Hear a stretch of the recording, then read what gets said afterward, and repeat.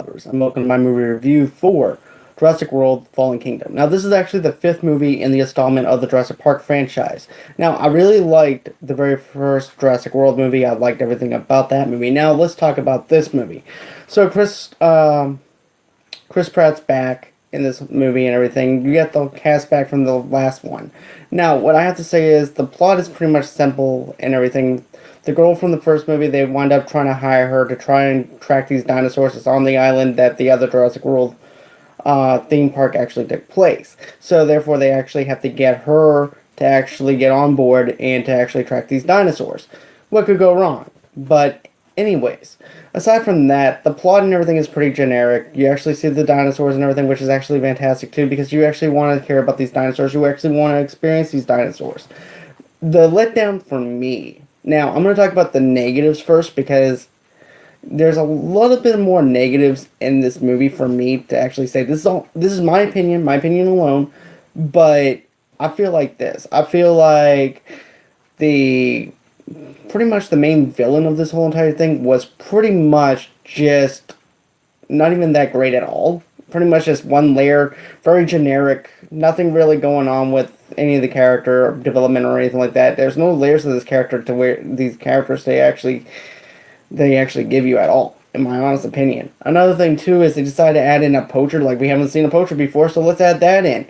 So we actually got to see a poacher again, just like we did in the first Jurassic Park movie. Then another thing that happened too that I didn't really care for was the fact that they keep on bringing back the nostalgia factor. I get the fact that they're trying to remind us about the very first Jurassic Park movie, which they actually did that in the second movie, and they also done it in Jurassic World. I can't remember the third movie because I really don't really care about that movie that much.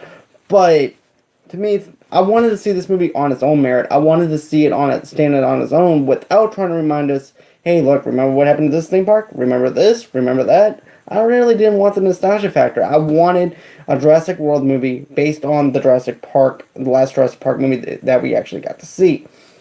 And I felt like there was no need to actually keep on beating our heads over and over again with that kind of thing. And then Jeff Goldblum, if you're excited to see Jeff Goldblum back and everything as Malcolm, you're going to be totally let down by this because he's only in the film for maybe less than 5 minutes of the whole entire movie, which, in my honest opinion, I already knew that was going to happen because of the way that it was laid out in the trailer. Because even in the second movie, he didn't really want to go back. Even in the second movie, he didn't even really want to go back to Jurassic Park to begin with. So why would he want to go on ahead and go into Jurassic World this time around? But still, it was good to see Jeff Goldblum back again. But still, it wasn't enough for me to actually care that he was in it. Another thing too was that I have to say is that I really didn't like the fact that the trailers really didn't pretty much fooled me in a way, if you think about it, because I was expecting a real good action-adventure movie with the dinosaurs and everything, and Chris Pratt having to actually go in the jungle, in the island, and actually rescue these dinosaurs and everything, and you don't have none of that. I mean, yeah, you get to see him for 5 minutes inside the island and everything, but it doesn't do anything at all. Instead of winds up making you go back to where you were when the movie first began, and puts us back into putting the dinosaurs into our neck of the woods. To me, I didn't really want to see that. I wanted to see an action-adventure movie on the island, him trying to save the dinosaurs, and then we get into that, like, maybe 30 minutes into the movie. But that's the way I look at it. This is just my opinion alone, but that's how I feel. I feel like that there was no need to actually beat our heads over the thing over and over again with the nostalgia factor. I felt like, too, that there was actually no need of any of that at all. And including the fact that I mentioned with the whole about the trailer pretty much winded up fooling me from the get-go when I'd really rather it be something different. Another thing, now I'm actually going to go into my positives about this, and it's going to be a very little bit of positive. I know I seem like a negative Nancy, but still, this is just my opinion alone, so please bear with me on that. So, anyways, we got Blue. Blue is back again, which is actually the raptor from the Jurassic World movie. And what I like about the fact is they developed Blue's character from the first Jurassic World movie, and they added more into Blue's story, and I actually love that because you actually have the emotional attachment to the character. Just in case something happens to that character, you have that. You're actually on the edge of your seat between the battle with the dinosaurs with Blue, so you actually have that going for it, which is something I really like.